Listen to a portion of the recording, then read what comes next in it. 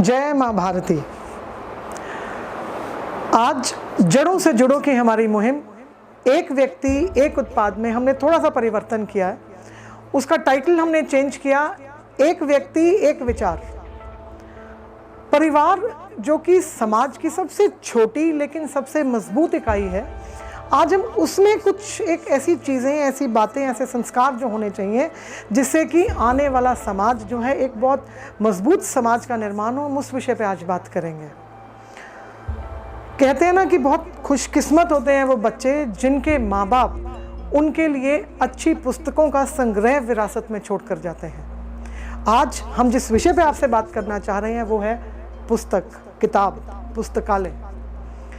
अक्सर जब हम बात करते हैं समाज के में जो गिरावट आई है उसकी, तो हम यूथ को स्पेशली सबसे ज़्यादा ब्लेम करते हैं कि आज के नौजवान ऐसे, आज के बच्चे ऐसे, आज की पीढ़ी ऐसी।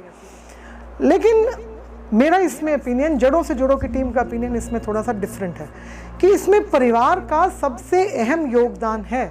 उसकी जड़ जो बच्चे की, एक नौजवान की, जो हमने अपने घर में जैसी शुरुआत करी वो वैसा ही पेड़ बन के पनपेगा। मैं एक जो है शिक्षकों के परिवार में पली बड़ी हूँ और शिक्षकों के ही परिवार में आगे जो है मेरा जो है विवाह भी हुआ।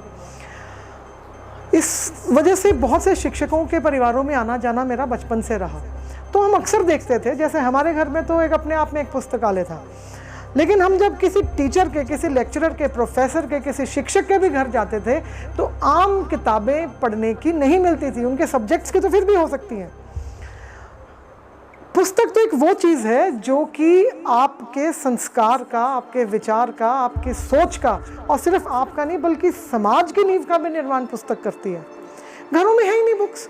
एक बार ज़रूर बना होगा हर घर में एक अलग से, लेकिन पुस्तकालय नहीं होगा, कोई एक शेल्फ नहीं होगी जिस पे किताबें रखी गई हों। और एक चीज़ मुझे बहुत अच्छी लगती है, मैंने पढ़ी थी कहीं कि एक वो घर जिसमें कोई किताब नहीं है वो एक उस कमरे के समान है जिसमें कोई खिड़की नहीं है। और माँ बाप को कोई हक नहीं बनता कि अगर उनमें सामर्थ्य है बावजूद इसके वो घर में कोई अच्छी किताबें बच्चों को ला करके ना दें। सिलेबस की बुक्स आपने ला करके दे दी, ठीक है, आपने डॉक्टर, इंजीनियर, साइंटिस्ट अपने बच्चे को जिस भी आपने फील्ड में भेजना है पैसा कमाने के लिए, उसके लिए आप पैसा लगा रहे हैं, लेकिन आपके बच्चे के व्यक्तित्व का जो निर्माण करेगा, उसको एक नेक और एक ईमानदार शख्सियत के रूप में जो डेवलप करेगा, वो एक अच्छा साहित्य की अवेलेबिलिटी है। बड़ा अफसोस होता है हम जब बाहर जाते हैं। आप देखें, मैं जैसे अगर अपने शहर की भी बात करूं, और आप खुशकिस्मत हैं अगर ये बात आपके शहर पे लागू नहीं होती है। हमारे शहर में हर गली के नुक्कड़ पर, ऑलमोस्ट हर गली के नुक्कड़ पर आपको एक ठेका या बार या क्लब ज़रूर मिलेगा, लेकिन लाइब्रेरी, पुस्तकालय मेरे शहर में तो एक भी नहीं है। आप खुद इस बात पे सोचें और विचारें। रेशो कितना फ़र्क है। आप देखिए, हमें प्लेटफॉर्म देना पड़ेगा अगर हम यूथ को एक अच्छे जो है एक उस फॉर्म में क्रिएट करना चाह रहे हैं कि जो सिटीजन्स भी अच्छे हों, जो ह्यूमंस भी अच्छे हों, जो प्रोफेशनल्स भी अच्छे हों, तो हमें एक बैलेंस तो समाज में बना के रखना पड़ेगा ना। टॉप के स्कूल्स तो आपको बहुत मिल जाएंगे। क्या टॉप की कोई लाइब्रेरी है? अगर कोई है तो उसकी पहले 4 फॉर्मेलिटीज़ हैं जो आपको पूरी करनी पड़ेंगी। लेकिन अगर आपने अगर बोतल खरीदनी है अपने एंटरटेनमेंट के लिए, आप जाओ, पैसे दो, लेकर के आओ और अपना एंजॉय करो। बुक्स की अवेलेबिलिटी, साहित्य की अवेलेबिलिटी, बच्चों को आज हमारा जो यूथ है वो बाहर क्यों भाग रहा है, ज़्यादा बाहर क्यों जा रहा है? क्योंकि उसको शायद अपने इतिहास के बारे में, अपने गौरवशाली जड़ों के बारे में उसको पता ही नहीं है। उसे यही नहीं मालूम कि पहली पुस्तक दुनिया को हिंदुस्तान ने दी, पहला जो अगर विमान दिया दुनिया को तो हिंदुस्तान ने दिया, नृत्य कला अगर दी कि दुनिया को तो वो हिंदुस्तान ने दी, योगा दिया दुनिया को तो वो हिंदुस्तान ने दिया, आयुर्वेदा दिया दुनिया को तो हिंदुस्तान ने दिया। विज्ञान की जितनी नॉलेज हमारे वेदों पुराणों में है उतनी तो कहीं भी नहीं है।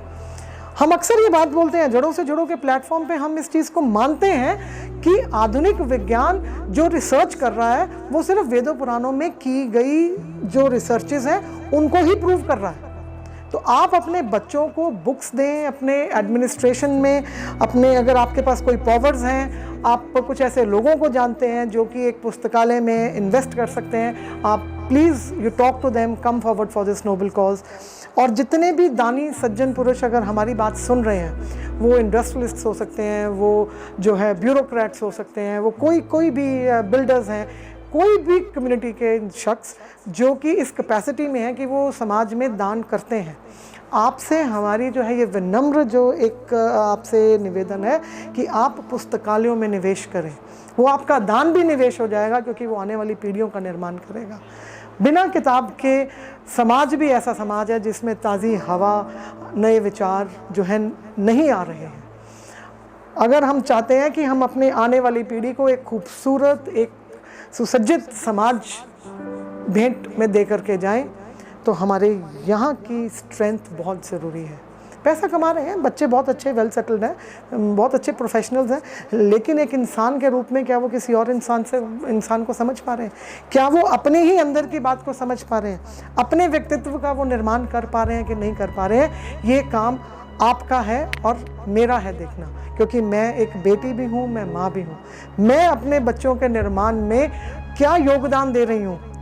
जब मैं निर्माण की बात कर रही हूँ तो मैं कमर्शियल निर्माण की बात नहीं कर रही हूँ। रोटी तो हर शख्स जो पैदा हुआ है परमात्मा उसको खिला के ही सिलाएगा। मेरे पास 2 है, आपके पास 4 हैं, उनके पास 6 हैं, किसी के पास 8 है। ये एक अंतहीन दौड़ है, लेकिन इस दौड़ में हम एक पीस ऑफ माइंड के साथ अपना बैलेंस बना करके आखिरली पायदान तक भाग सकें, उसके लिए हमारा मेंटली स्ट्रांग होना बहुत ज़रूरी है। स्पिरिचुअलिज्म तो India is known for its spiritualism, और हमारे ही बच्चों को वो नहीं मालूम है। हमको कहाँ मिलते हैं वेद पुराण, कहाँ मिलते हैं ये ज्ञान हमको जो है जानने के लिए?